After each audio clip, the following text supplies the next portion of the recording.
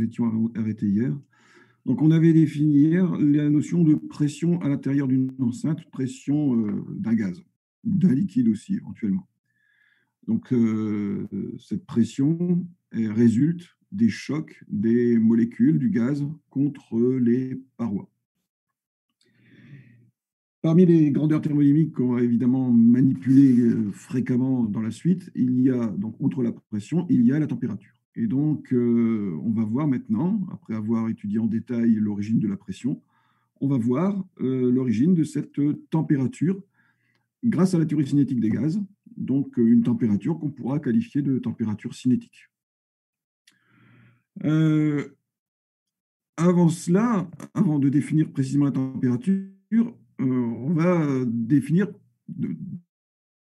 on va regarder de quelle manière on peut mesurer cette température. On a vu pour la pression et j'avais commencé à parler de la pression au travers des premiers baromètres, le premier baromètre de Torricelli. Et donc de la même manière, on va aborder ici la notion de température au travers des premiers thermomètres, donc des premiers appareils susceptibles de mesurer la température. De la même manière que pour la pression, je vous avais défini les grandeurs, les unités de pression, eh bien on verra la même chose pour les unités de température. Et puis, on verra aussi une échelle de température pour que vous ayez une idée des ordres de grandeur de ces températures qui peuvent régner entre les températures les plus basses possibles jusqu'aux températures les plus élevées. Et donc, les premiers thermomètres datent du XVIe siècle.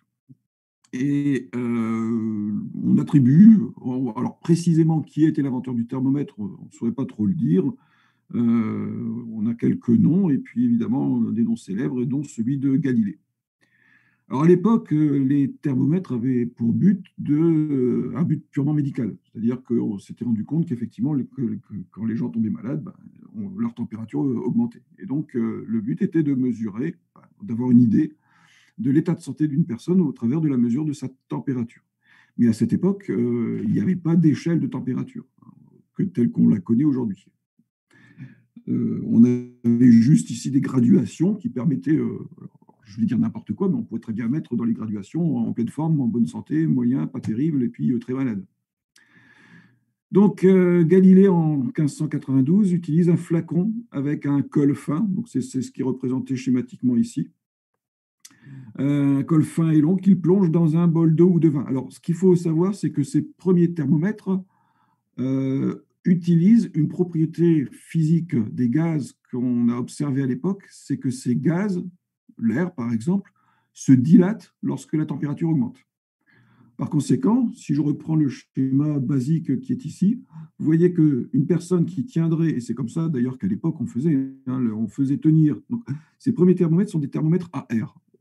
La personne tenait la boule qui était ici dans la main, voire même parfois dans la bouche, et avec l'élévation de température, le gaz, l'air ici contenu dans cette partie-là se dilatait, poussait sur la partie qui était liquide ici. Et donc, on avait là les graduations qui permettaient de voir si la personne faisait plus ou moins de température. Donc, ces premiers thermomètres sont des thermomètres à air. Donc ça, c'est le modèle de Galilée. Vous avez un modèle plus élaboré qui a été établi, donc qui a été fabriqué par la suite, qui est le thermomètre d'Amonton, donc, dont le schéma est représenté ici. Donc là, c'est toujours basé sur le même principe de la dilatation de l'air. Donc là, vous avez la partie qui est ici, qui est la sonde, donc la sonde qui est tenue dans la main du patient. Sous l'élévation de température, le gaz contenu dans cette partie-là se dilate et pousse sur le mercure qui est ici. Vous avez deux tubes ici qui permettent de vérifier, de mesurer des différences de hauteur, des dénivellations entre les deux tubes, et donc de remonter à éventuellement, pas la température, puisque, encore une fois, je le répète, à l'époque, on n'avait pas d'échelle de température, mais qui permettait, en fonction de la hauteur, de dire si la personne qui tenait la boule ici faisait plus ou moins de température. Donc ça, ce sont vraiment les tout premiers thermomètres. Ce qu'il faut bien retenir, ce sont des thermomètres à air qui se servent de la dilatation de l'air. Alors, j'ai repris ici le schéma, donc le thermomètre à air de Guillaume Amonton. Et puis, ces thermomètres ont ensuite été perfectionnés Et les thermomètres qui vinrent par la suite utilisaient non plus la dilatation de l'air, mais la dilatation de l'eau. Enfin, à l'époque, c'était la dilatation de l'alcool. Ensuite, s'est posé évidemment la question de graduer ces thermomètres. Parce que jusqu'à présent, on mesurait juste une différence de hauteur, mais il fallait pouvoir quantifier précisément et attribuer une valeur, mesure physique à la valeur de la température. Et donc, ces premiers les thermomètres qui vinrent par la suite ont présenté des graduations. Mais il fallait des échelles de graduation. Donc, il fallait pouvoir trouver des corps de référence qui permettaient de dire que à cette température-là, la valeur, elle vaut autant, et à une autre température, elle vaut autant. Et donc, c'est toujours Guillaume Amonton qui s'est rendu compte que l'eau bouillée a toujours la même température. Alors, évidemment, maintenant, on sait que le bout... Alors, c'est plus compliqué que ça. Nous, on sait que le bout à 100 degrés, mais si on est à la pression atmosphérique. C'est-à-dire qu'en fait, il y a un lien entre la température d'ébullition et la pression. Si vous montez à 3000 mètres d'altitude, l'eau va bouillir à une température plus basse. Mais si je reste sur le plancher des vaches, au niveau du sol, au niveau de la mer, où la pression reste tout le temps à peu près la pression atmosphérique, même si on sait que même au niveau de la mer, on a des variations de pression en fonction des conditions météorologiques, mais si je me place à cette pression atmosphérique que j'ai définie précédemment et dont la valeur est de 1,013 10 puissance 5 pascal, si je me mets à cette pression, l'eau va bouillir exactement à 100 degrés. Et donc, suivant cette observation, Guillaume Amonton décide de se servir de l'eau du point d'ébullition de l'eau comme température de référence. C'est ce qui est indiqué ici. En observant que l'eau bout toujours à la température à une température invariable pour l'époque, il propose que l'échelle de température utilise la température d'ébullition de l'eau. Au passage, Guillaume Amonton a eu d'autres contributions à la thermodynamique, et notamment, il est l'inventeur du premier moteur à air chaud, qui est l'ancêtre du moteur de Stirling, dont on parlera par la suite. Il va aussi énoncer des lois sur les frottements entre des corps solides.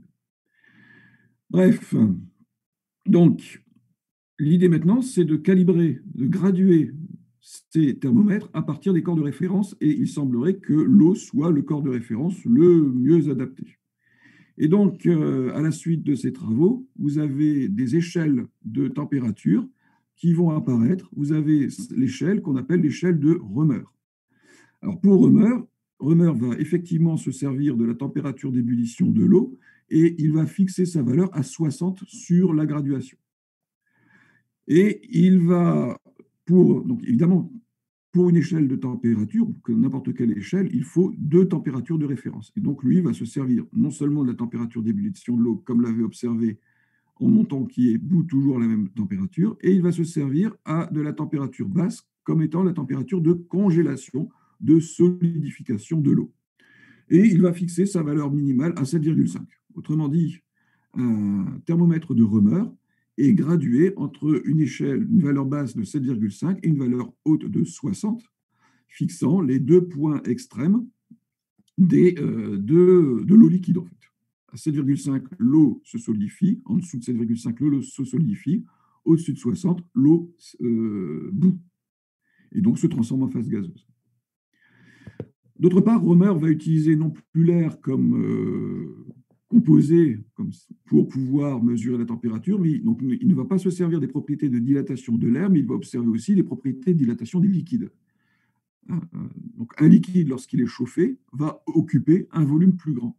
Et donc, suivant le même principe de fonctionnement, mais cette fois-ci simplement en utilisant un liquide, eh bien, alors à l'époque, il utilisait de l'alcool coloré. Eh bien, quand la température va augmenter, le niveau de liquide dans le thermomètre va augmenter du fait de sa dilatation. Et c'est comme ça qu'on fonctionne. Alors, on n'en trouve plus beaucoup maintenant parce qu'on a des capteurs,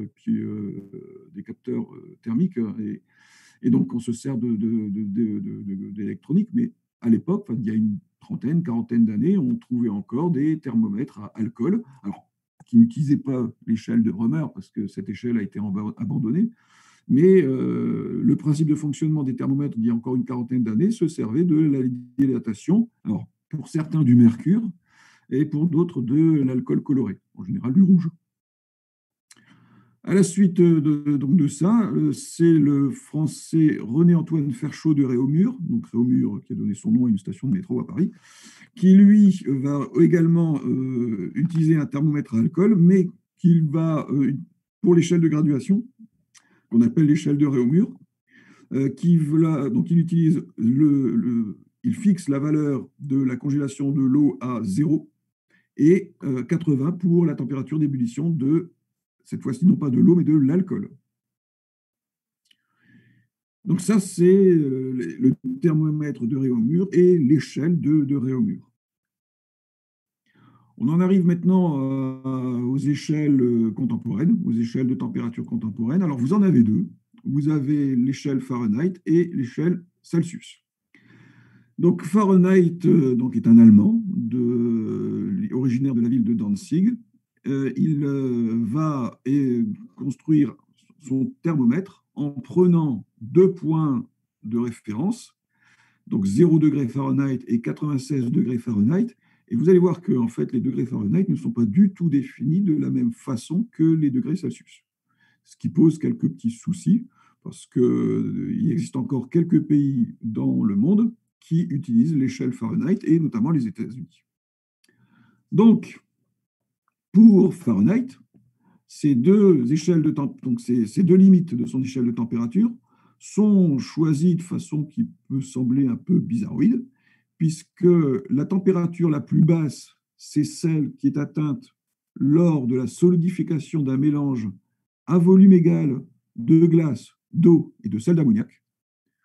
Historiquement, le vrai point de départ de son échelle basse, c'est la température la plus basse qu'il avait mesurée dans sa ville. Et il s'est rendu compte que cette température, eh bien, elle correspondait à la solidification de ce mélange. Donc ça, c'est la température la plus basse, 0 degré Fahrenheit, et il fixe la valeur de 96 degrés Fahrenheit comme étant la température haute, qui est celle du sang humain. Donc, on a ici une échelle de température, toujours utilisée de nos jours, les degrés Fahrenheit. Et avec cette échelle qui va de 0 à 96 Fahrenheit, on se rend compte que le point de solidification de l'eau est de 32 degrés Fahrenheit et que le point d'ébullition de l'eau est de 212 degrés Fahrenheit. Autrement dit, si je veux comparer l'échelle Celsius à l'échelle Fahrenheit, eh bien l'échelle Celsius fixe le 0 degré Celsius pour la solidification de l'eau qui correspond à 30 degrés Fahrenheit, et l'échelle, l'ébullition de l'eau de 100 degrés Celsius qui en fait correspond à 212 degrés Fahrenheit. Autrement dit, si on a une variation linéaire entre ces deux points-là, eh bien on peut donner ici la relation qui donne la correspondance entre les degrés Fahrenheit et les degrés Celsius. Voilà. Donc, si vous voulez transformer des Celsius en Fahrenheit, il suffit simplement d'appliquer cette relation 9/5 fois la température en Celsius plus 32. Si T vaut 0, la température Fahrenheit vaut 32, ce qui est indiqué ici. Et si T vaut 100 degrés C, la température d'ébullition de l'eau, eh bien, vous trouvez 212 pour les degrés Fahrenheit. Donc, ça me paraît important de signaler ce point, parce qu'encore une fois, je le répète, il existe quelques pays. Alors, il y en a très peu, je crois qu'il y en a 3-4, mais évidemment, il y en a un qui est particulièrement important, qui est les États-Unis. Je crois qu'il y a une île, faudrait regarder, j'avais regardé sur Internet la liste des pays qui utilisent encore les degrés Fahrenheit, c'est vraiment pas grand-chose. Et puis, à part les États-Unis, c'est des pays qui sont tout petits et quasi anecdotiques. Alors, nous, et quasiment tous les pays du monde, utilisent une autre échelle de température qui est l'échelle Celsius. Donc, cette échelle Celsius, elle va simplement, à l'époque, il y a longtemps, on l'appelait aussi l'échelle centigrade, puisqu'en fait, elle va répartir sur 100 graduations les températures qui s'échelonnent entre la température d'ébullition de l'eau, qui est donc fixée à 0 degré Celsius, et 100 pour la température de solidification de l'eau. Alors, vous allez me dire, c'est bizarre. Mais il se trouve qu'historiquement, Celsius, il avait une échelle inversée. Et le 0 degré Celsius était la température d'ébullition de l'eau, alors que le 100 degrés Celsius était la température de solidification de l'eau. Et ça n'est qu'un peu plus tard, en 1745, que le naturaliste Linné va présenter un thermomètre qui, cette fois-ci, fonctionne avec du mercure. Donc, on a besoin, vu que la masse volumique du mercure est 13,6 fois plus importante que la masse volumique de l'eau, on a besoin de thermomètres qui sont beaucoup plus petits que pour les thermomètres à eau. Et donc, il va dire que, et ça paraissait assez logique, il va inverser l'échelle de température en fixant le 0 degré C à la température de solidification de l'eau et le 100 degrés Celsius à la température d'ébullition de l'eau. Et c'est cette échelle de température, l'échelle Celsius, qui va ensuite être adoptée en 1789 par la Convention qui va au passage établir le mètre étalon, le kilogramme, et finalement toutes les unités que l'on trouve de nos jours, en tout cas les unités du système international, c'est-à-dire le mètre, le kilo, la seconde, également l'ampère, et alors pas le Celsius, mais le Kelvin, dont je reparlerai après, ce sont ces grandeurs-là qui sont maintenant utilisées partout. Sauf, encore une fois, dans quelques pays qui continuent à utiliser des unités un peu plus originales, dont le degré Fahrenheit, finalement, quand on voit comment il a été élaboré. Donc, de nos jours, on va, dans la vie courante en tout cas, on va utiliser les degrés Celsius. Donc, aujourd'hui, il fait à peu près, ils ont annoncé 8 degrés Celsius pour la température au meilleur de la journée.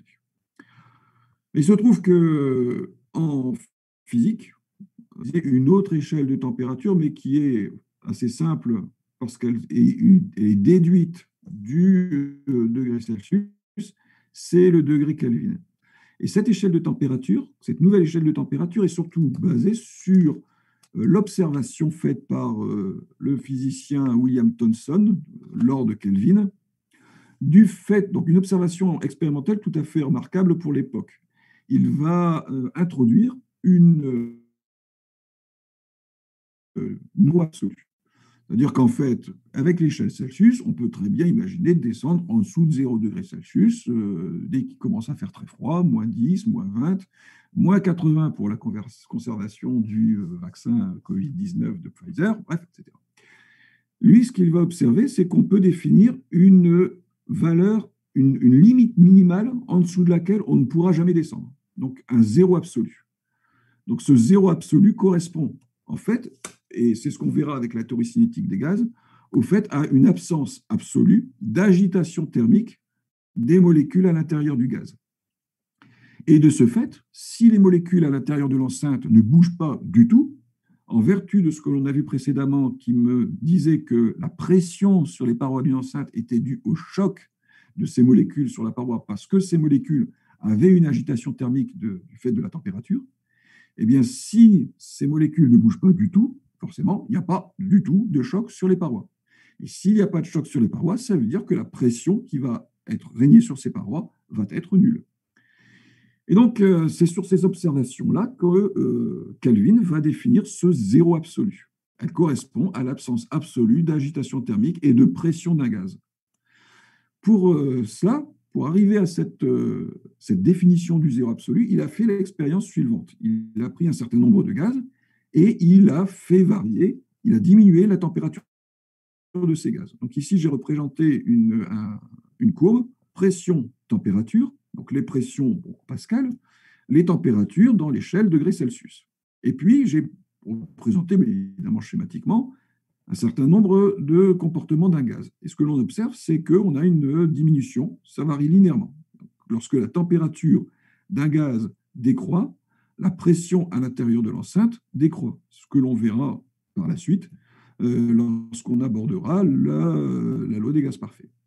Donc, lorsque la température d'un gaz décroît, la pression décroît. Alors, évidemment, il arrive un moment où ce gaz va se liquéfier. Mais on peut très bien décider de prolonger en pointillé le comportement jusqu'à une pression qui deviendrait zéro à l'intérieur de l'enceinte. Donc, on le fait pour un gaz, on le fait pour un autre gaz. Alors, évidemment, on a une autre loi de variation. C'est toujours linéaire, pardon. On a toujours une loi de variation linéaire, mais cette fois-ci avec peut-être une forme différente. Donc là, j'ai représenté schématiquement pour 3 gaz différents. Et puis, évidemment, lorsqu'on arrive à basse température, ces gaz vont se liquéfier. Mais si je prolonge en pointillé les évolutions de ces 3 droites, c'est ce qu'a observé Lord Kelvin, eh bien, on se rend compte que ces 3 droites vont se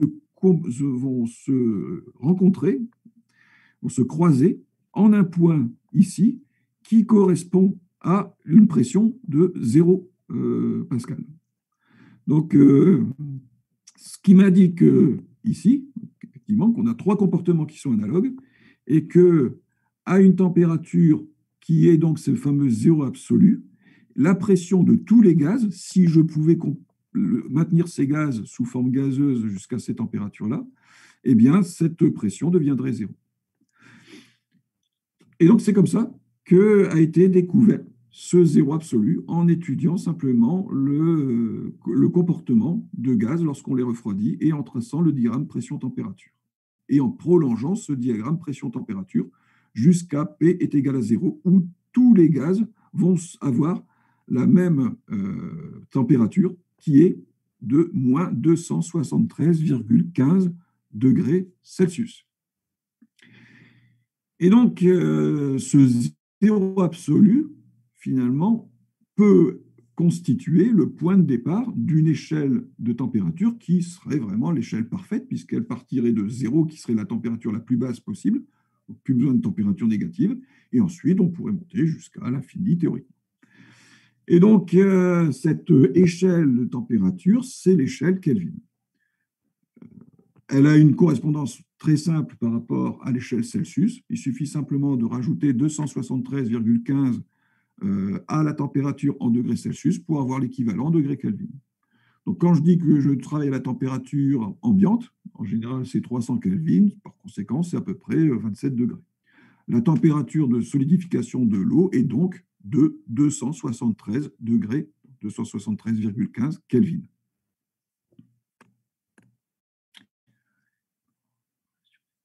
Ah oui, attendez, je n'avais pas regardé. Non, la notion de pression négative, ça paraît un peu compliqué. Donc, les pressions négatives n'existent pas. Enfin, une pression est toujours une grandeur positive. Après, elle peut être dirigée vers l'intérieur ou vers l'extérieur, mais dans l'absolu, une pression est forcément une grandeur positive.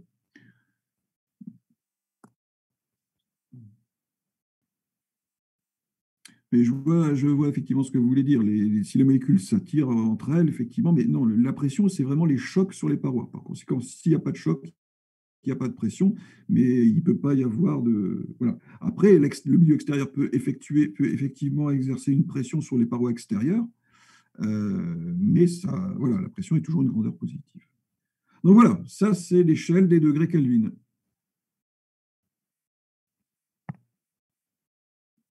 Donc, comme précédemment, hein, une petite...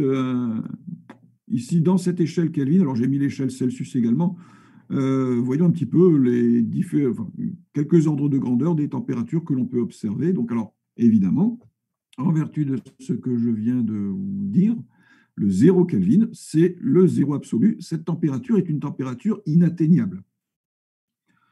Pour Kelvin, c'est le prolongement théorique de ces droites que je vous ai présentées. Mais en réalité, le zéro absolu, c'est comme une pression qui serait de 0 Pascal. Ces grandeurs-là sont des grandeurs théoriques dont on peut sentir un petit peu l'origine, mais que l'on ne pourra jamais atteindre. On peut arriver à des températures très très basses, et d'ailleurs, je vous l'ai indiqué ici, 100 picopascal, 100 picokelvin est la température la plus basse qu'on a pu obtenir en laboratoire. C'est très, très, très petit. Hein.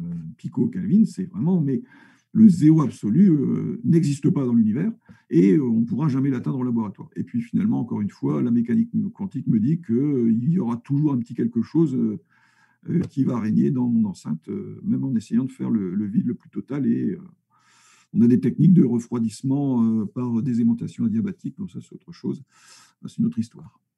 Donc voilà, on peut atteindre des températures très très basses comme celle-là.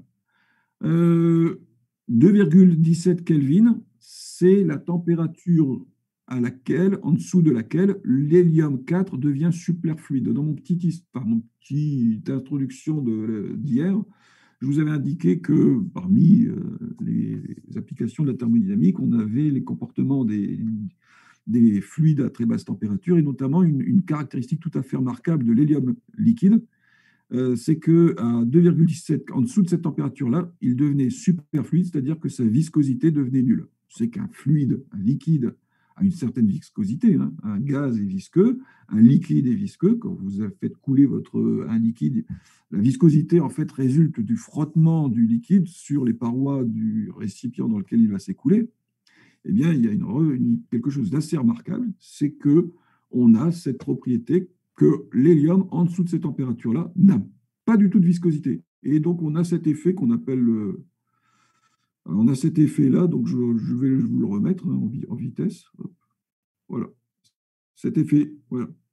Comme voilà, n'ayant plus du tout de force de frottement, eh bien, ce fluide, par capillarité, peut très bien hop, remonter et sortir comme ça. Vous avez un jet qui peut sortir ici du tube.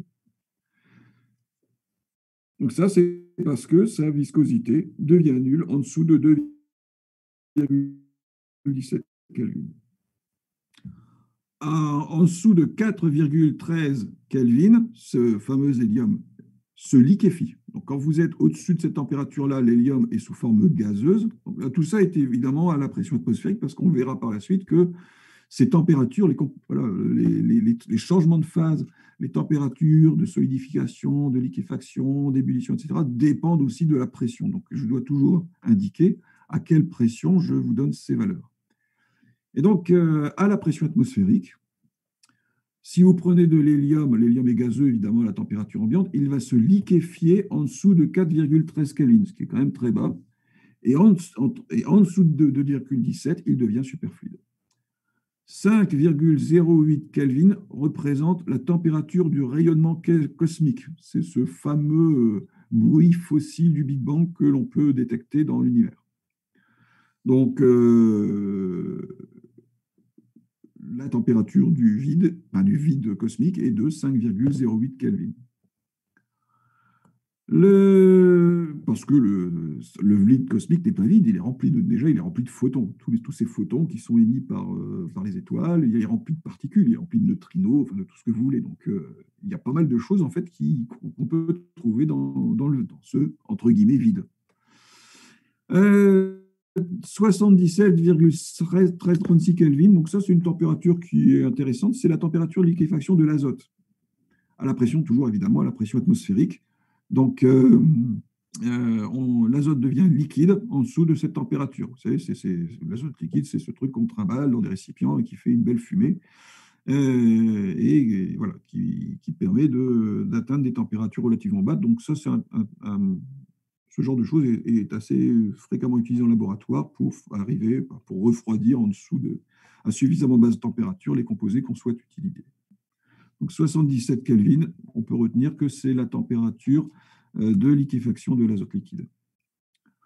92 Kelvin, c'est la température en dessous de laquelle ce composé YBA, donc yttrium, barium, cuivre et oxygène, YBA2, Cu3O7, devient supraconducteur. Vous savez qu'il y a une course à la supraconductivité. Alors, qu'est-ce qu'un matériau supraconducteur, même si ça ne rentre pas en jeu ici dans ce cours, un matériau devient... Alors, de même que l'hélium liquide, quand il est superfluide, sa viscosité est nulle, eh bien, un matériau qui est supraconducteur, c'est sa résistivité qui devient nulle.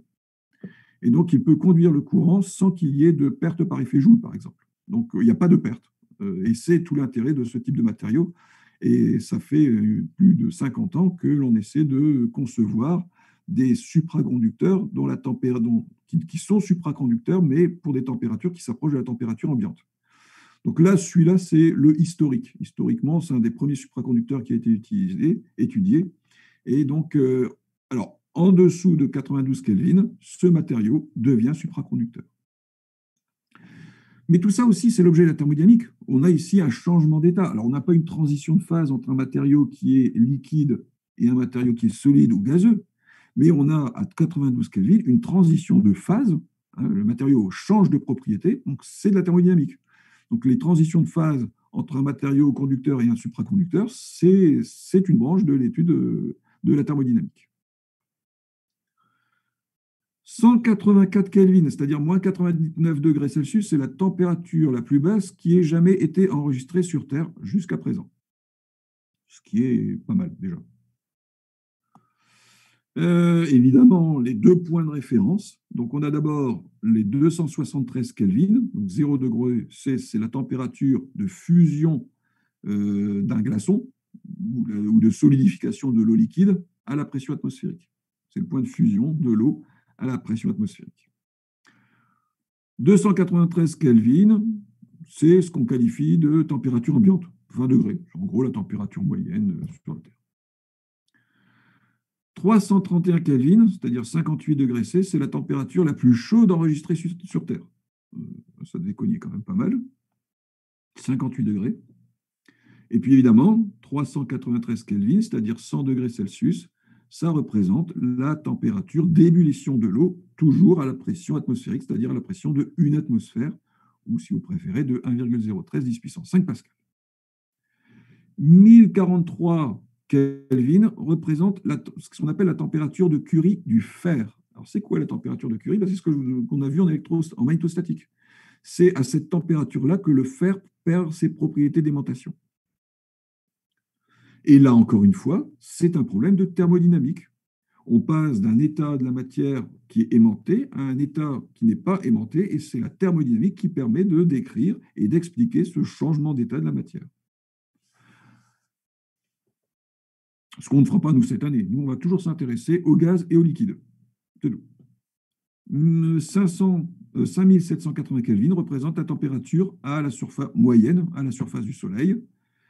13,5 mégakelvin, c'est la température du noyau du Soleil. Et puis, vous avez cette autre température théorique. Finalement, ça pourrait être l'échelle extrême, hein, le zéro absolu. Et cette température-là, c'est la température la plus élevée que l'univers a pu connaître. C'est ce qu'on appelle la température de Planck. Et c'est cette température qui existait alors 5, 10 puissance moins 44 secondes après le Big Bang. On estime que d'ailleurs, cette limite-là, c'est à partir de là que la notion de temps a commencé à exister. Et qu'on appelle ça le temps de Planck. Donc voilà un petit peu les échelles de température entre ces deux extrêmes. Alors, j'en reviens maintenant à toujours, je reviens sur la théorie cinétique des gaz. Et comme son nom l'indique, on étudie les gaz. Et donc, voyons un petit peu les premières observations qui ont été faites autrefois sur les gaz. On a déjà vu qu'il y avait un lien important, fondamental, entre la pression et la température. Est fixée ou alors elle est fixée, elle n'est pas fixée parce qu'elle, mais bon, à notre échelle de temps, elle est fixée. Mais en fait, l'univers se dilatant, cette température diminue. Mais bon, c'est sur des échelles de l'ordre de millions d'années. Hein, donc voilà, mais ça va dépendre aussi du devenir de l'univers. Hein. L'univers est-il en dilatation? Ah, ben ça, c'est la grande question. On ne sait pas. On ne sait pas ce que deviendra l'univers. C'est-à-dire qu'on a pendant très longtemps supposé que l'univers se dilatait. Alors, il y avait des théories qui disaient que l'univers a été, donc après le Big Bang, c'était dilaté, mais il pourrait très bien ensuite avoir une phase de revenir à son état initial, d'accord? Et donc là, la température réaugmenterait. Mais effectivement, si l'univers se dilate, dans un temps infini, ben, cette température du fond cosmique peut effectivement tendre vers zéro. Mais tout ça est remis en cause depuis une vingtaine d'années avec les découvertes sur l'énergie noire, sur la matière noire, etc. etc. Donc pour l'instant, il n'y a rien qui est encore bien... Tout ça est en pleine ébullition en ce moment, si je puis dire. Donc,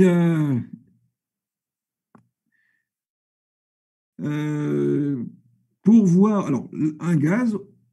Comme on l'avait vu quand je vous avais présenté le thermomètre d'Amonton, ce qui était connu à l'époque, c'est que lorsqu'un gaz était réchauffé, il se dilatait. Par conséquent, il occupait un volume plus grand.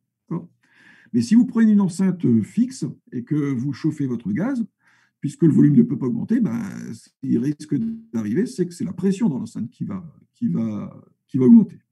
Et donc, on a commencé à essayer d'étudier la relation entre ces trois grandeurs thermodynamiques, entre la pression, la température et le volume. Ça, c'était au XVIIe siècle. Et donc, les premiers résultats théoriques, enfin, issus d'observations expérimentales, sont celles réalisées par le physicien anglais Robert Boyle et par le français Edmé Mariotte. Pour pouvoir faire ces expériences, il fallait, donc, par exemple, on peut faire le vide ou alors on peut augmenter la pression. Eh bien, il fallait dans un premier temps concevoir des appareils permettant de faire le vide. On a vu, quand on a étudié la pression, que c'est à peu près à cette époque-là qu'ont été réalisées les premières pompes à vide. Et ce physicien anglais a conçu une pompe à vide qu'on appelle la pompe à vide de Boyle. Et ça lui a permis de faire les expériences qui sont les suivantes. Les observations qui ont été faites par ces deux physiciens, Boyle et Mariotte, peuvent se résumer de la manière suivante. C'est ce qui est indiqué ici. Si je me mets à une température fixe, par exemple 1 degré, si vous faites varier le volume d'un gaz, qu'on supposera parfait, encore une fois, je vous préciserai par la suite ce qu'on entend par gaz parfait précisément, eh bien, on constate que la pression de ce gaz varie en sens inverse, de telle sorte que le produit PV reste constant. Donc, si vous placez à température fixe, que vous faites varier le volume d'un gaz, eh bien, la pression va varier de telle sorte que le produit PV, lui, va rester constant. Pour faire cette observation, eh bien, c'est représenté schématiquement sur l'expérience suivante. C'est un TP qui serait possible de monter, mais vous ne connaîtrez pas éventuellement l'année prochaine en thermodynamique. Donc ici, vous prenez simplement une enceinte, d'accord, et dedans, vous mettez un baromètre de Torricelli. Et cette enceinte, vous pouvez faire le vide dedans. Et donc, vous faites baisser la pression dans l'enceinte et vous allez pouvoir observer le volume qui est occupé ici par le gaz.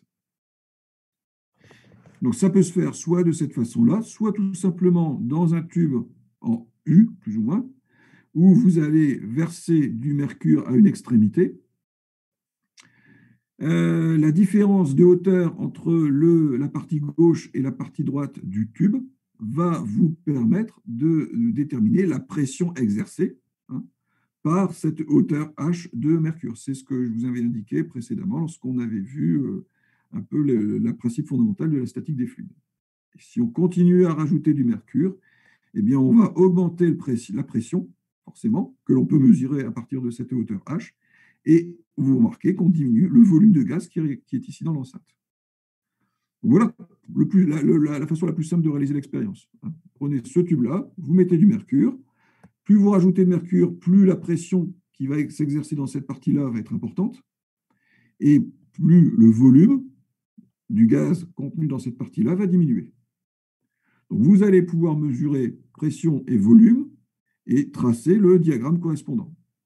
Et on constate qu'on a une courbe qui a cette forme-là. En fait, c'est une branche d'hyperbole, parce que la pression varie comme l'inverse du volume. Donc, c'est une loi, c'est une hyperbole. Donc, c'est cette première loi, finalement, qui a été établie. Alors, historiquement, en réalité, ce qui s'est passé, c'est que c'est Boyle qui a fait... pourquoi il choisit? Alors, parce que le mercure est très lourd. Si vous deviez faire ça avec de l'eau, il vous faudrait un tube de 10 mètres de haut. La densité, la masse volumique, enfin la densité du mercure, c'est 13,6 fois la densité de l'eau. Autrement dit, il vous faut très peu de mercure pour avoir suffisamment de pression.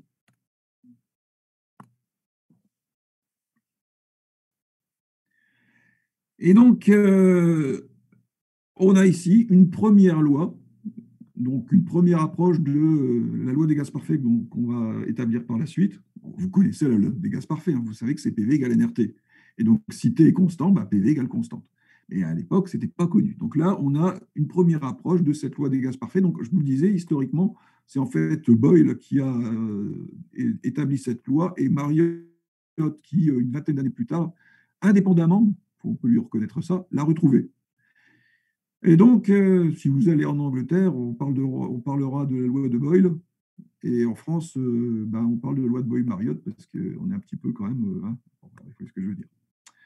Mais voilà, donc ça, c'est une première loi, une première relation pour les gaz. Le produit PV est constant pour des gaz qui sont parfaits, mais encore une fois, je vous dirai par la suite quelles sont les conditions d'application de cette loi des gaz parfaits et de cette hypothèse. Une fois que cette expérience a été réalisée, on pouvait très bien la reproduire, mais cette fois-ci non plus en fixant la température, mais par exemple en fixant la pression ou en fixant le volume. Et donc, ça a donné lieu à 3 lois que j'ai indiquées ici. Donc, la loi de Boyle-Mariotte, c'est pour un gaz parfait, le produit PV est constant. Et vous avez donc Gay-Lussac qui, lui, a fait les mêmes expériences à pression constante et qui a observé que donc, il a fait varier la température et il a regardé comment le volume variait. Donc, on a ici vraiment une approche de la dilatation d'un gaz sous l'effet de la température, la variation du volume lorsqu'on fait varier la température. Donc, il a observé que lorsqu'on se plaçait à pression constante, le volume occupé par une quantité déterminée de gaz parfait était proportionnel à la température, V proportionnel à T, ou si vous préférez, V sur T égale est constant. Et puis, dans la foulée, Jacques Charles a fait la même expérience, mais cette fois-ci en fixant le volume. À volume constant, la pression d'une quantité déterminée de gaz parfait est proportionnelle à la température absolue T. Ça veut dire que P est proportionnel à T, ou si vous préférez, P sur T est constant. Donc, on a ici 3 relations, mais évidemment, on peut les combiner en une seule. Tout ça suppose que le gaz est parfait. Encore une fois, on verra ce que ça signifie par la suite. Et donc, à partir de ces 3 observations, on va pouvoir effectivement établir la loi, une loi qui est la loi des gaz parfaits, et on va pouvoir également définir la température, mais cette fois-ci une température d'origine cinétique, parce qu'on a défini ce qu'était la pression cinétique. À partir de la théorie cinétique des gaz, on a défini ce qu'était la pression. Eh bien, grâce à cette définition de la pression à partir de la théorie cinétique des gaz, on va pouvoir également définir une température à partir de cette théorie cinétique des gaz. Donc, c'est ce que j'ai résumé ici, où vous avez les 3 lois de variation que je vous ai indiquées précédemment. PV égale constante, V sur T égale constante, P sur T égale constante. Autrement dit, ça veut dire que si je combine tout ça, je peux dire que le produit PV est proportionnel à la température. Je vais noter pour l'instant, petit a, la constante de proportionnalité.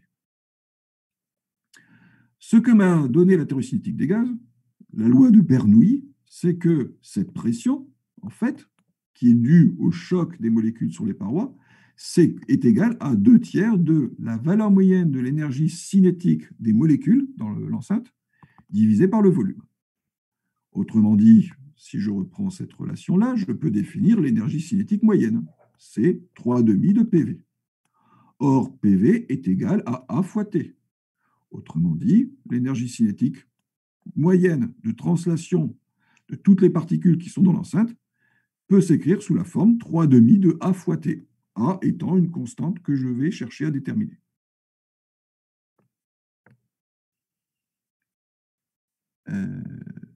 C'est quoi déjà? C'est quoi A?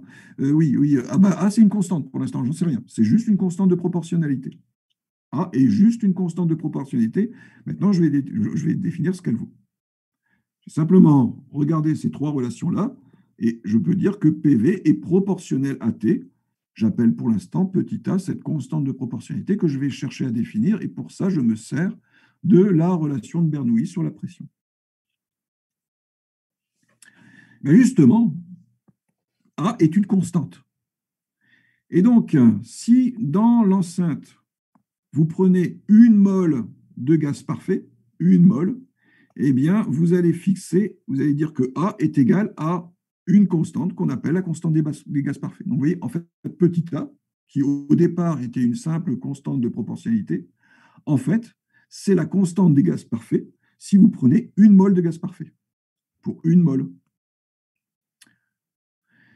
Et donc, si je place 1 mole de gaz parfait dans mon enceinte, si je mesure la pression, le volume et la température, j'ai la valeur de la constante des gaz parfaits.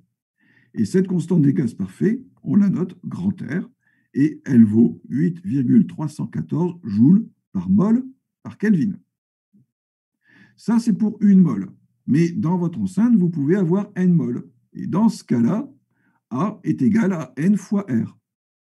Et donc, pour n mol, on peut établir la relation suivante, qui sera la loi des gaz parfaits, c'est que PV est égal à NR fois T. Donc R, donc N, donc dans cette relation-là, PV est égal à NRT. P est la pression. Donc, alors cette loi, c'est la loi des gaz parfaits. Donc évidemment, elle ne marche que pour les gaz. Ça ne marche pas pour les liquides. Et en plus, elle ne marche que pour des gaz dits parfaits. Donc, je vous dirai par la suite c'est quoi un gaz parfait. Donc PV, pression fois volume, est égal à N, c'est le nombre de moles, fois R, une constante fondamentale, qui est la constante des gaz parfaits, fois T, la température. Et donc il faut retenir que R, sa valeur est de 8,314 joules. Alors si vous regardez bien ici le produit PV, donc regardez un petit peu tout ça. PV, c'est la dimension d'une énergie, puisque ça c'est une énergie cinétique, égale 3,5 de PV. Le produit PV est la dimension d'une énergie, c'est-à-dire ce sont des joules. Et donc, vous divisez, pour avoir R, des joules par des moles et par des kelvins. Donc, des joules par mol par kelvin. R égale 8,314 joules par mol par kelvin. Alors, ce que je faisais dans mon petit historique l'année dernière, que je ne fais plus ici, c'était des expériences réalisées par un physicien italien du nom de Avogadro.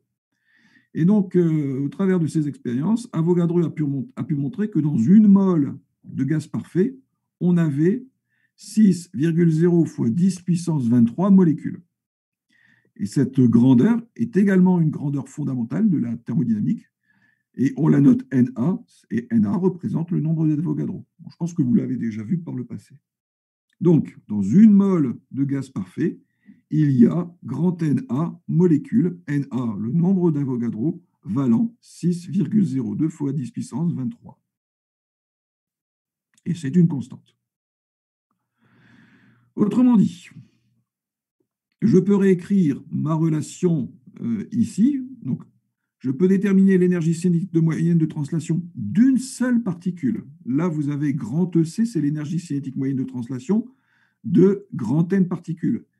Et donc, si vous divisez par le nombre de molécules qu'il y a dans une mole, vous pouvez définir l'énergie cinétique moyenne de translation d'une seule particule, et elle va s'écrire de la façon suivante. 3,5 de R sur Na fois T. Il suffit de reprendre la relation qui est ici, de remplacer PV par NRT, donc on aura 3,5 de NRT, de diviser par le nombre de moles, donc 3,5 de RT, et par le nombre de molécules, et vous avez l'énergie cinétique moyenne de translation d'une seule particule. Et donc, on a ici, entre parenthèses, le rapport de deux constantes. La constante des gaz parfaits et le nombre d'Avogadro. Eh bien, ce rapport, c'est une nouvelle constante qu'on appelle la constante de Boltzmann. Si vous divisez 8,34 par 6,02 fois 10 puissance 23, vous obtenez une autre constante fondamentale, qui est peut-être d'ailleurs plus fondamentale que les précédentes, qu'on appelle la constante de Boltzmann, et qui vaut donc 1,38, 10 puissance moins 23 sont des joules par Kelvin. K est égal à R sur Na. Et donc, l'énergie cinétique moyenne de translation d'une molécule de gaz parfait, d'après la théorie cinétique des gaz, vaut toujours 3,5 de kT. Vous constatez au passage, d'après cette relation, que plus la température à l'intérieur de l'enceinte augmente, plus l'énergie cinétique moyenne de translation de la particule va être importante, et du coup, plus le nombre de chocs sera important, et plus la pression va augmenter. Tout ça se tient. Donc ici, je vous ai défini trois grandeurs, trois constantes fondamentales de la thermodynamique, qui sont la constante des gaz parfaits, le nombre d'Avogadro et la constante de Boltzmann.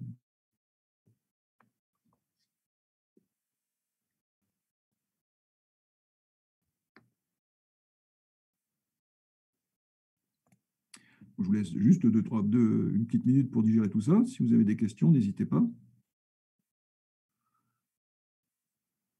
Donc, comme je vous le disais, il n'y a rien de très compliqué en thermodynamique, mais ce qui est délicat, c'est le nombre, la quantité de concepts et puis de grandeur que vous allez voir arriver. Quand je faisais... j'ai fait cours de thermodynamique en deuxième année ici à la fac. Je le fais aussi en troisième année, en quatrième année, en cinquième année, pour vous dire que c'est une matière importante. Et souvent, ce que je faisais en deuxième année, c'était à la première séance, j'écrivais au tableau toutes les grandeurs qu'on allait voir. Et je remplissais une ligne entière de tout le tableau. Je pourrais il y a bien pas loin d'une cinquantaine de grandeurs qu'on est susceptible de voir en thermodynamique. Du coup, EC est égal à E fois N. Ah oui, oui, tout à fait. C'est-à-dire que l'énergie cinétique moyenne de translation de toutes les particules, grand N, hein, pas petit n, l'énergie cinétique moyenne de translation de toutes les particules, c'est grand N fois l'énergie cinétique moyenne de translation d'une particule. Grand N étant le nombre total de particules qui est dans l'enceinte.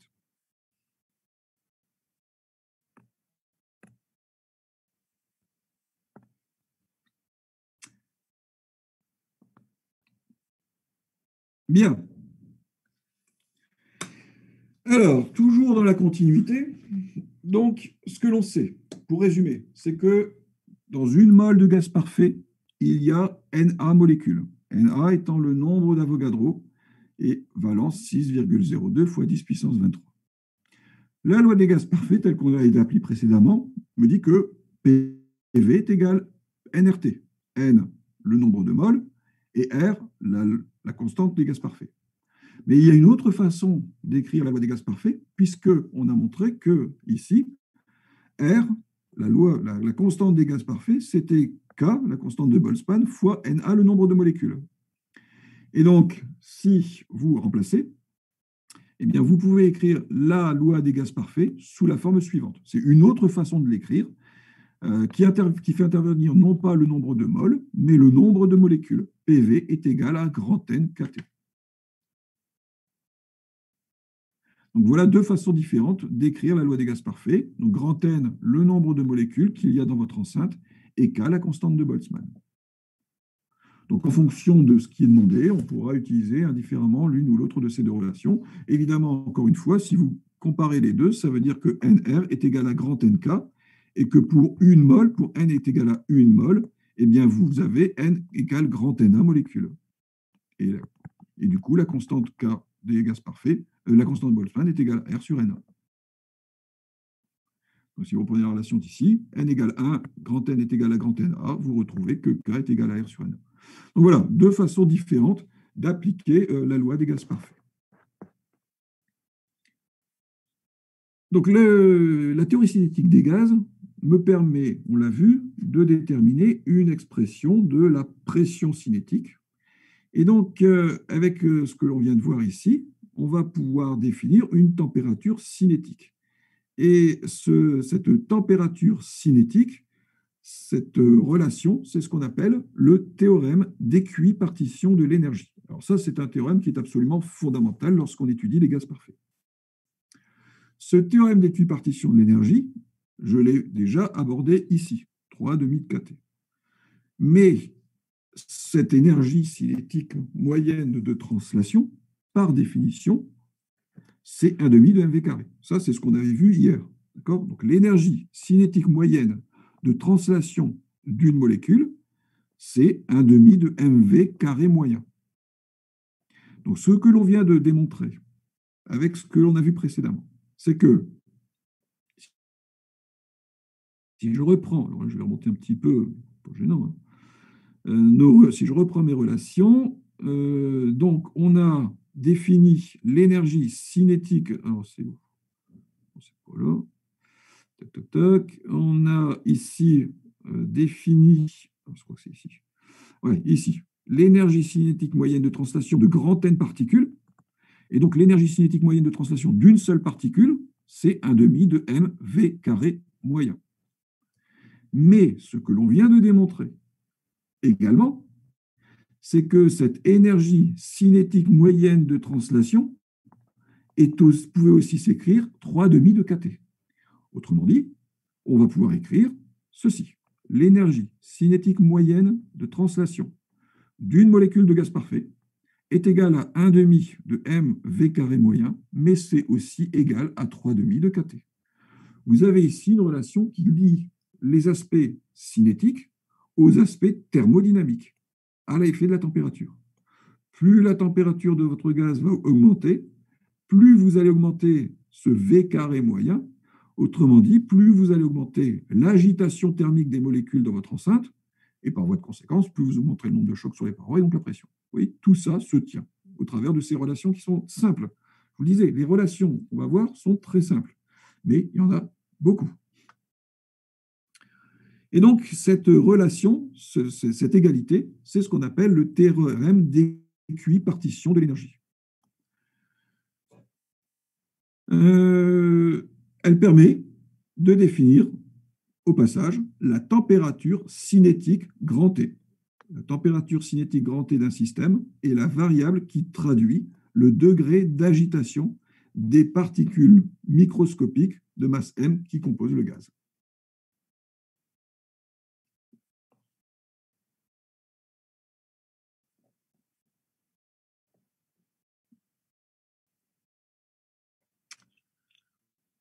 Alors, juste une petite parenthèse. Alors là, c'est plus compliqué, mais je ne tomberai jamais sur des trucs de ce type-là. Mais c'est important de comprendre la philosophie de cette thermodynamique, finalement. Comme je vous le disais, imaginez, vous avez dans votre enceinte des molécules qui se déplacent à des vitesses, mais ici, vous avez une valeur moyenne qui est indiquée. En réalité, dans le gaz, les vitesses ne sont pas les mêmes pour toutes les molécules. Ça paraît logique. Il y a des molécules qui se déplacent plus lentement, des molécules qui se déplacent plus vite, et en plus, ces molécules, très rapidement, vont se choquer les unes avec les autres. Elles peuvent se transférer d'énergie cinétique. Donc, vous voyez que tout ça, c'est une espèce de bouillon très complexe, où vous avez des molécules qui sont rapides, d'autres qui sont lentes. Et donc, ce que l'on pourrait tenter de déterminer, c'est la loi de distribution des vitesses dans l'enceinte. Autrement dit, de savoir effectivement comment ces vitesses se répartissent, ces valeurs se répartissent entre les valeurs les plus petites et les valeurs les plus grandes. Et ça, c'est une branche un peu plus élaborée de la thermodynamique qu'on appelle la thermodynamique statistique. En gros, c'est ce que je fais cette année en master de physique. Bon, mais quand même, ça, je ne vais pas rentrer dans le détail, mais je vais quand même vous expliquer un petit peu les fondements parce que vous allez voir que ça permet de comprendre pas mal de choses. C'est à la fin du 19e siècle que vous avez ces deux scientifiques, ces deux physiciens, donc le génie Maxwell et puis Ludwig Boltzmann, qui ont réussi à déterminer théoriquement comment, lorsque je suis à une certaine température T donnée, comment les vitesses des molécules se répartissent à l'intérieur d'une enceinte. Et cette loi, donc ils ont trouvé une loi, elle est indiquée ici en jaune, c'est ce qu'on appelle la loi de distribution de Maxwell-Boltzmann, donc elle a une forme qui paraît un peu compliquée, mais c'est surtout que ce qui est intéressant, c'est qu'elle a une forme un peu, voilà, c'est pas symétrique. Hein. Et donc ils ont déterminé expérimentalement, et puis après théoriquement cette loi. Donc là, si je suis à une température donnée, je l'ai représenté pour 4 molécules, 4 atomes différents. Donc ce sont des gaz rares. Donc les gaz rares par essence sont des gaz parfaits. L'hélium, le néon, l'argon et le xénon. Et voilà, par exemple, à la même température, comment on peut représenter les lois de distribution des vitesses. Donc vous voyez que si je regardais un petit peu microscopiquement ce qui se passe dans mon enceinte, j'ai effectivement ici peu de molécules qui se déplacent lentement, peu de molécules qui se déplacent très vite, et puis vous avez en fait beaucoup de molécules qui se déplacent autour de cette valeur-là.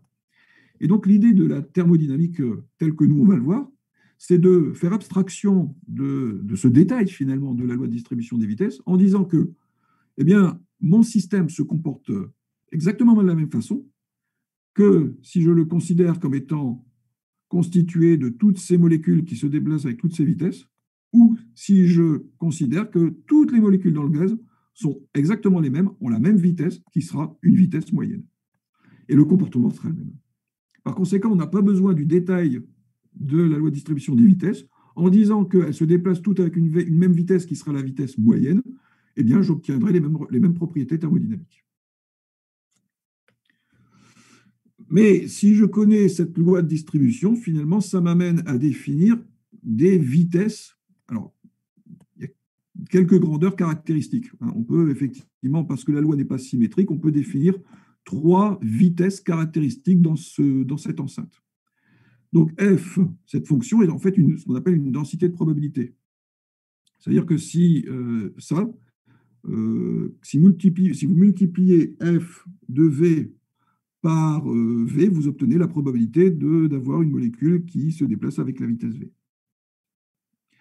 Donc, cette fonction, densité de probabilité, donne la proportion de molécules d'un gaz qui se déplacent à une certaine vitesse à une température donnée. D'après la relation précédente, celle-ci, vous voyez qu'on peut définir une température T, température cinétique, qui va être égale à quoi? mv carré sur 3K.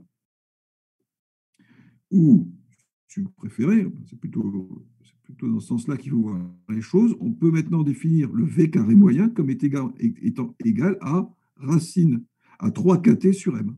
Et donc, on va pouvoir définir la vitesse quadratique moyenne d'une molécule de gaz parfait comme étant égale à la racine carrée de 3KT sur M.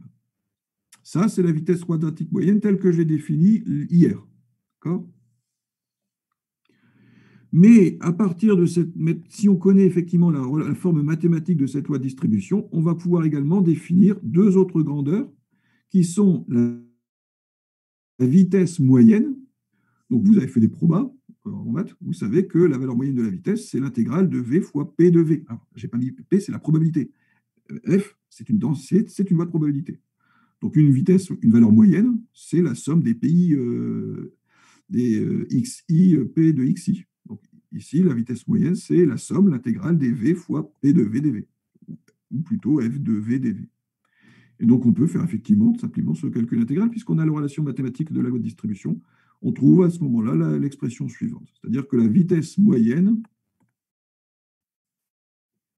c'est la même. Des fois, je mets KB, des fois, je mets K, mais c'est la même chose. L'indice petit b, parfois, je l'oublie en cours de route parce que c'est long à taper. B, c'est pour Boltzmann, constante de Boltzmann. Mais si vous voyez un petit K, c'est parce que j'ai omis de mettre le B en indice. Donc, à partir de cette loi de probabilité, on peut définir une vitesse moyenne et on peut définir aussi la vitesse la plus probable, celle qui correspond au maximum de cette loi. Et cette vitesse la plus probable, elle est égale à 2kT sur m. Bon, bref, tout ça pour vous dire qu'on peut définir d'autres vitesses pour caractériser le comportement d'un gaz parfait. Mais celle qui est la plus importante, c'est la vitesse quadratique moyenne, puisque c'est elle qui intervient dans le théorème d'équipartition de l'énergie. Alors, j'en viens à un point essentiel, et on va voir que ça va conditionner pas mal de calculs qui viennent par la suite. C'est une notion qu'on appelle la notion de degré de liberté d'une molécule. Parce que finalement, ici, dans cette relation-là, vous avez cette énergie qui est l'énergie cinétique moyenne d'une molécule qui est égale à 3,5 kT, énergie cinétique. Or, vous pouvez avoir l'énergie totale dans un gaz peut être la somme d'une énergie cinétique et d'une énergie potentielle. D'accord ? Et donc, on va étudier ici, on va regarder les quelques configurations différentes qu'on sera amené à rencontrer par la suite. Et c'est ce qu'on appelle la notion de degré de liberté. Si mon gaz parfait, pour l'instant, je parle toujours de gaz parfait, si mon gaz parfait est constitué d'atomes, c'est-à-dire s'il est monoatomique, c'est le cas des gaz rares comme l'hélium, le xénon, l'argon, le krypton, etc. Donc, mon gaz parfait est constitué de particules monoatomiques ici. Eh bien, dans mon gaz, ces particules bougent dans tous les sens. Autrement dit, on va caractériser l'agitation de ces molécules par les degrés de liberté que ces molécules sont supposées suivre. Et pour un gaz parfait monoatomique, vous avez uniquement 3 degrés de liberté de translation suivant les directions X, Y et Z. Quand vous combinez ça, vous pouvez décrire le mouvement de votre molécule dans tout l'espace. Donc, on dira qu'il y a 3 degrés de liberté de translation pour une molécule, pour une particule de gaz parfait monoatomique. 3 degrés de liberté de translation. Et ce sont ces degrés de liberté de translation qui vous donnent l'énergie de la molécule, de la particule. Et c'est cette énergie de la particule qui vous donne après, effectivement, l'énergie cinétique totale et ce qu'on verra comme étant l'énergie interne du gaz. Autre possibilité pour un gaz parfait, c'est qu'en réalité, il est constitué de molécules diatomiques. C'est-à-dire qu'au lieu d'avoir ici, euh, par exemple, l'hydrogène seul, H, ou l'oxygène, O, vous avez ici la molécule d'hydrogène, H2, ou la molécule d'oxygène, O2, ou autre chose. Eh bien, si je veux déterminer les degrés de liberté de cette molécule diatomique, qui est rigide, je suppose que la liaison entre les deux atomes est rigide, comme une altère. Eh bien, cette molécule, si je regarde un petit peu tous les mouvements qu'elle est susceptible de faire, elle peut se déplacer dans toutes les directions de l'espace, mais elle va avoir 2 degrés de liberté supplémentaires qui sont en fait liés à la rotation de la molécule suivant cette direction-là, et enfin autour de cette direction-là et autour de cette direction-là. Oui, tout à fait. Oui, surtout, la plupart des gaz ne sont pas parfaits. Euh, vous verrez, je vous indiquerai exactement. Et d'ailleurs, quand un gaz va se liquéfier, il n'est forcément pas parfait au moment de la liquéfaction. Euh, le gaz parfait, c'est vraiment une situation qui est, en fait, c'est un peu comme le point matériel en mécanique du point. Hein. Ça existe, c'est une abstraction, le gaz parfait, mais qui permet de faire pas mal de calculs et qui sont plus que corrects dans la plupart des situations. Mais vous allez voir, vous verrez la différence entre un gaz parfait et un gaz qui ne l'est pas parfait. Donc ici, mon gaz parfait constitué de molécules diatomiques rigides, si je veux calculer l'énergie totale de cette molécule va se déplacer dans les 3 directions de l'espace, donc on dit qu'elle a 3 degrés de liberté de translation, mais en plus, cette molécule peut tourner. Ici, évidemment, comme c'est un point matériel, il n'y a pas de rotation. Voilà, c'est une boule, quoi. Et là, cette molécule peut tourner autour de cette direction-là et autour de cette direction-là. Autrement dit, elle va avoir 2 degrés de liberté de rotation qui vont s'ajouter à ces 3 degrés de liberté de translation. C'est un point essentiel. Ça va me permettre de calculer l'énergie totale à l'intérieur d'un gaz. Et enfin, si je prends une molécule diatomique non rigide, c'est ce que j'ai symbolisé ici par le petit ressort qui lie les 2 atomes, vous avez toujours les 3 degrés de liberté de translation de cette molécule dans les 3 directions de l'espace. Vous avez les 2 degrés de liberté de rotation ici, mais vous avez en plus 2 degrés de liberté de vibration. Quand vous avez étudié l'effet des oscillateurs harmoniques, vous avez vu que vous aviez 2 degrés de liberté de vibration pour un ressort de ce type-là. Et donc, ces 2 degrés de liberté de vibration m'ajoutent 2 contributions supplémentaires à l'énergie totale de cette molécule. Or, cette énergie, l'énergie de la molécule, si je le multiplie par le nombre total de molécules, ça doit me donner l'énergie qui règne à l'intérieur de mon enceinte dans laquelle vous trouvez votre gaz. Donc ça, c'est un point essentiel. D'accord ? Bien identifié. Donc, vous verrez de toute façon, quand vous allez avoir des exercices, on dit toujours au début, et ça, il faut bien faire attention, on vous donne toujours la nature du gaz. On vous dit qu'on a un gaz parfait monoatomique, ou qu'on a un gaz, ou par exemple, on vous dit qu'on a la molécule d'hydrogène. Si c'est molécule d'hydrogène, ça veut dire que c'est H2. Donc, c'est une molécule diatomique rigide.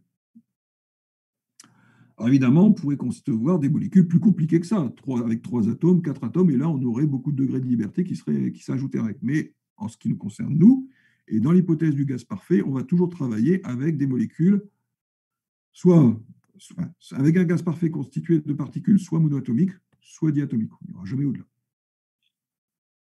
Donc retenez bien ce transparent-là, il est très important et je vais utiliser maintenant les résultats qui ont été présentés ici pour déterminer les propriétés thermodynamiques de mon gaz parfait.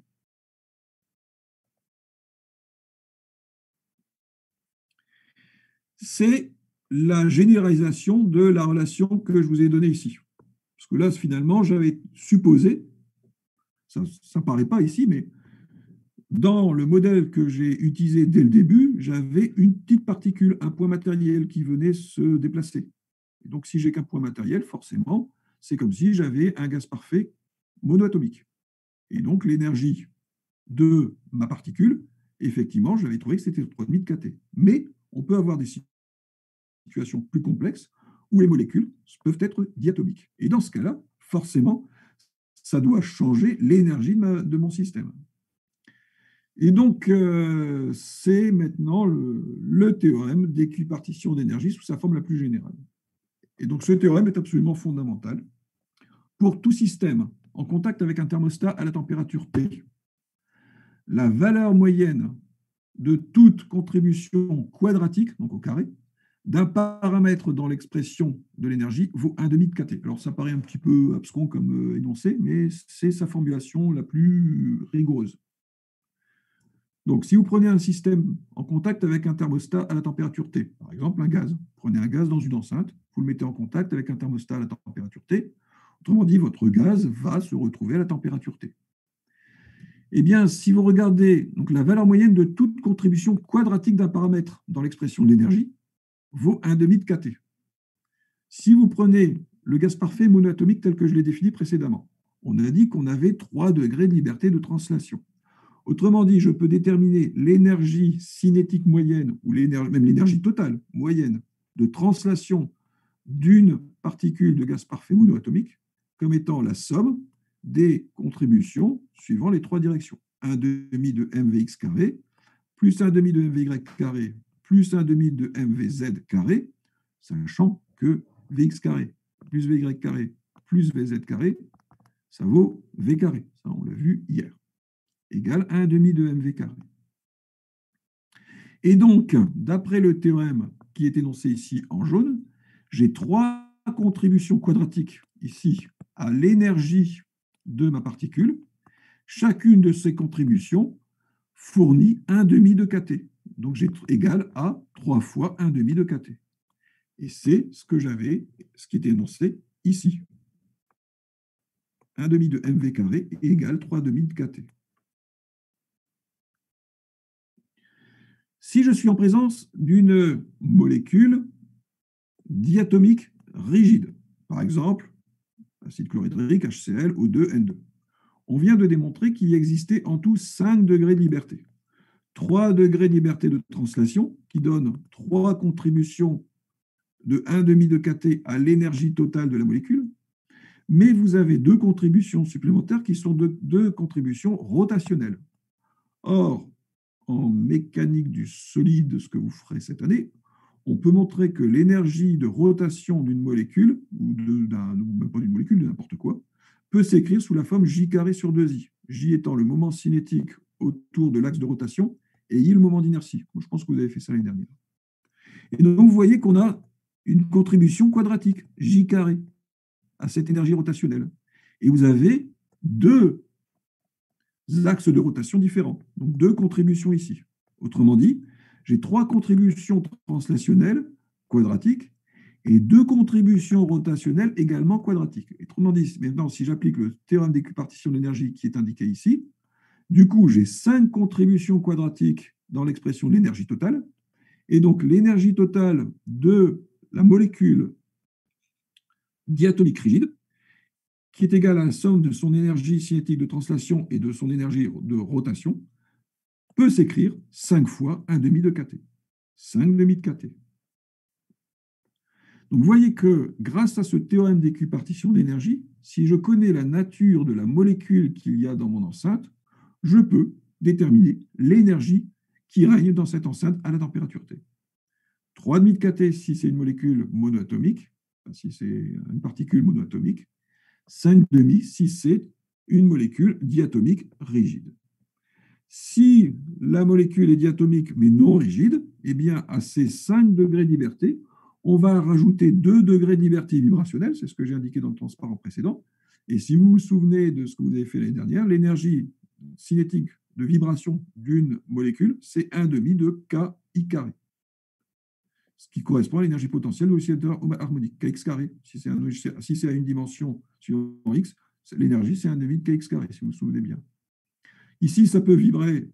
Il y a deux modes de vibration. Donc, on va avoir 2 contributions quadratiques vibrationnelles à l'énergie totale. Et donc, pour une molécule diatomique non rigide, on aura l'énergie totale de cette molécule qui sera la somme de l'énergie translationnelle, rotationnelle, vibrationnelle. 7 contributions quadratiques dans l'expression de l'énergie totale. Par conséquent, l'énergie d'une molécule diatomique non rigide qui est placée dans un bain thermique à une température T vaudra nécessairement 7,5 de kT. En gros, je peux généraliser cette relation-là sous la forme suivante. l'énergie totale d'une molécule, ce sera le nombre de ses degrés de liberté divisé par 2 fois kT.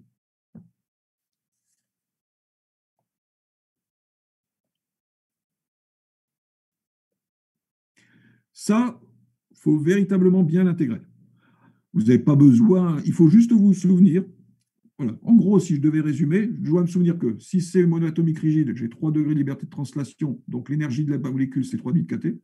Si elle est diatomique rigide, j'ai 5 degrés de liberté, 3 de translation, 2 de rotation, 5 degrés de liberté, donc son énergie vaut 5 demi de kT. Et si elle est diatomique non rigide, j'ai 3 degrés de liberté de translation, 2 de rotation, 2 de vibration, en tout 7 degrés de liberté. Par conséquent, son énergie vaudra 7 demi de kT. Mais ça, c'est l'énergie d'une seule particule de mon gaz.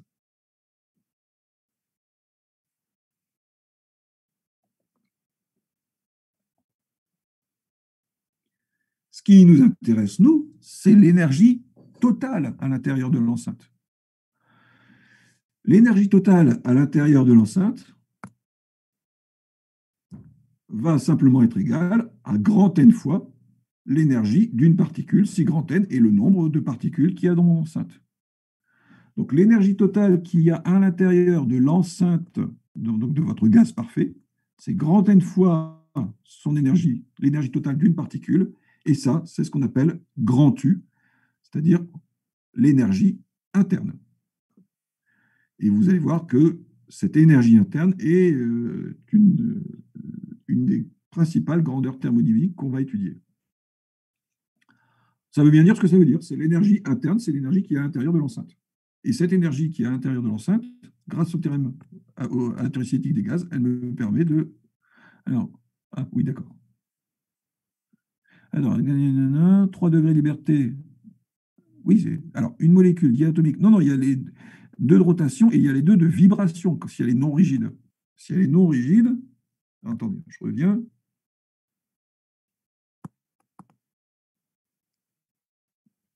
Voilà. Ici, elle est non rigide, donc vous avez 7 degrés de liberté. Vous avez les 2 degrés de vibration dû au fait que la liaison n'est pas rigide.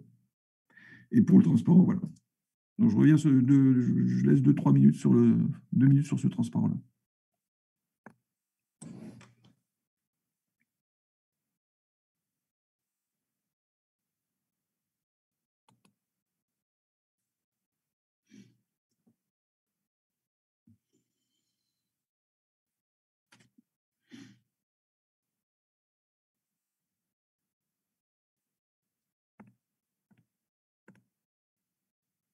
Ok.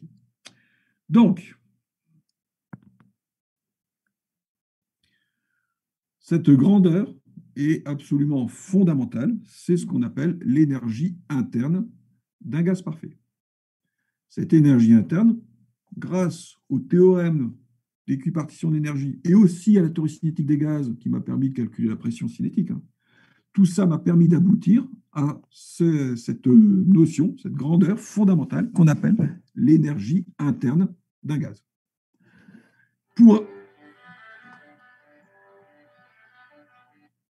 un gaz parfait, cette énergie interne, donc si l'énergie interne est égale à grand N fois l'énergie moyenne d'une molécule, et donc l'énergie, on a vu dans le transparent précédent que cette énergie moyenne totale d'une molécule, c'était le nombre de degrés de liberté divisé par 2 fois kT. Par conséquent, on va pouvoir définir maintenant ce que vaut l'énergie interne d'un gaz parfait. C'est le nombre de degrés de liberté divisé par 2 fois grand N kT. Or, souvenons-nous, grand NK peut aussi s'écrire petit nr. N le nombre de moles, R la constante des gaz parfaits. Ici, grand N le nombre de molécules, K la constante de Boltzmann. Et ce que l'on constate, d'après cette relation-là, c'est que l'énergie interne d'un gaz parfait ne dépend que de la température.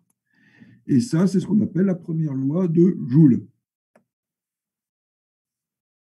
L'énergie interne d'un gaz parfait ne dépend que de la température. Et elle vaut ceci. Donc, si par exemple, j'ai un gaz parfait monoatomique, ben, je sais que l'énergie interne de mon gaz parfait monoatomique, c'est 3,5 de nRT. grâce à tout ce que je vous ai dit précédemment.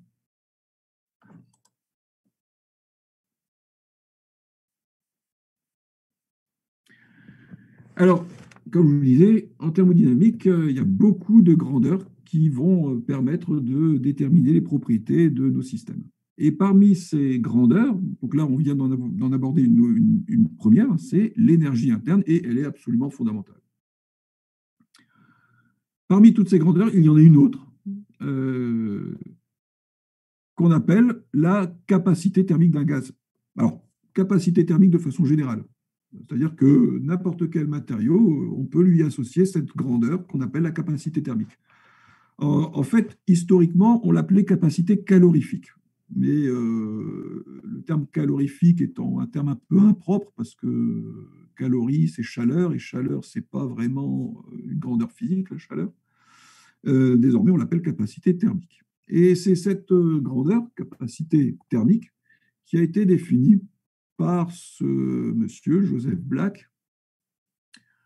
Historiquement, ce qu'il a observé, c'est que, alors, en fait, il s'est rendu compte, il fabriquait des canons. Bon. Et à l'époque, pour faire le fût du canon, on le forait. C'est-à-dire qu'on avait un gros bloc d'acier et on prenait un forêt et on forait le trou, le fût du canon.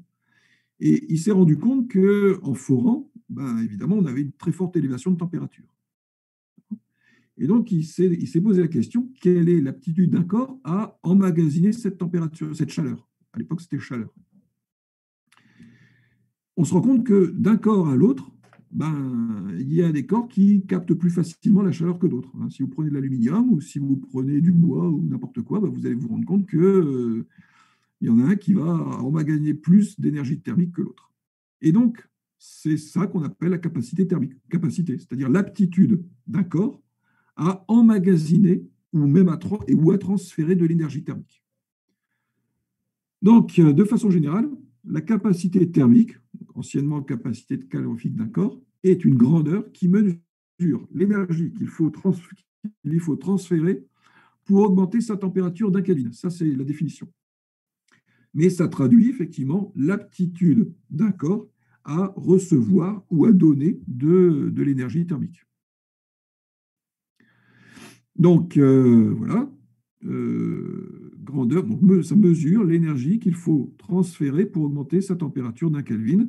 Inversement, elle permet de quantifier la possibilité qu'a ce corps à absorber ou à restituer de l'énergie par échange thermique au cours d'une transformation pendant laquelle sa température va varier.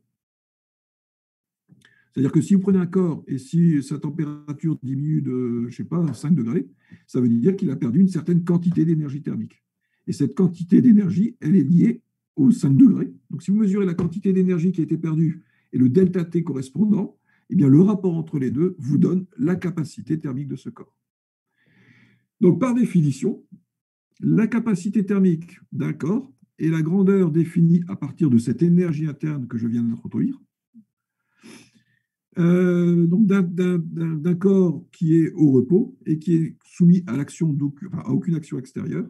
Et donc, par définition, la capacité thermique d'un corps, c'est la variation d'énergie interne sur la variation de température. Et donc, si on a des variations infinitésimales, on va mettre des dérivées. Et donc, cette capacité thermique se note grand C.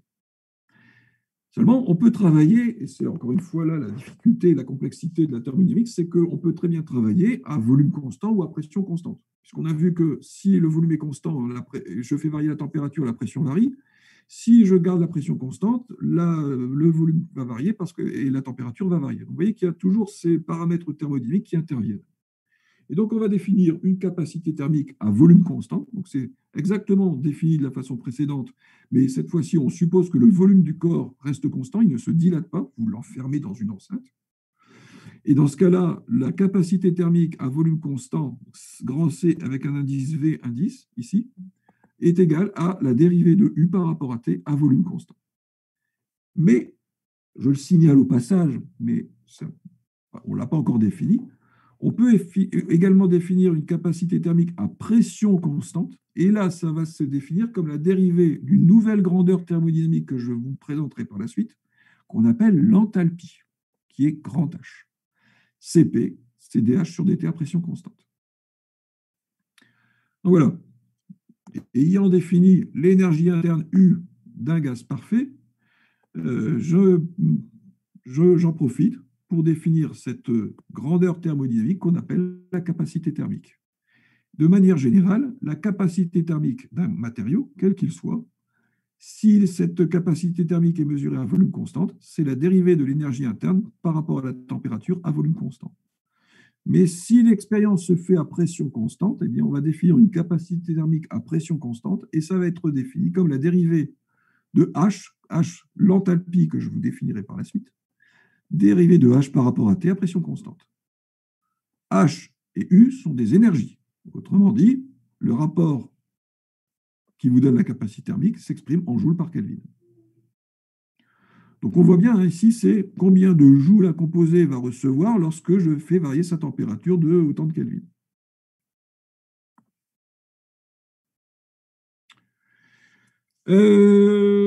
Bon, il y a déjà eu pas mal d'informations. Je pense qu'on va s'arrêter là pour aujourd'hui. De toute façon, on se revoit demain à la même heure. Je vous laisse déjà essayer d'emmagasiner tout ça dans votre tête et puis on va continuer sur toutes ces notions demain matin. Voilà, ce sera tout pour aujourd'hui. Merci à vous. Si vous avez des questions, allez-y. Sinon, à demain. Merci, à demain. Merci à vous. Oui, au revoir. Merci, au revoir.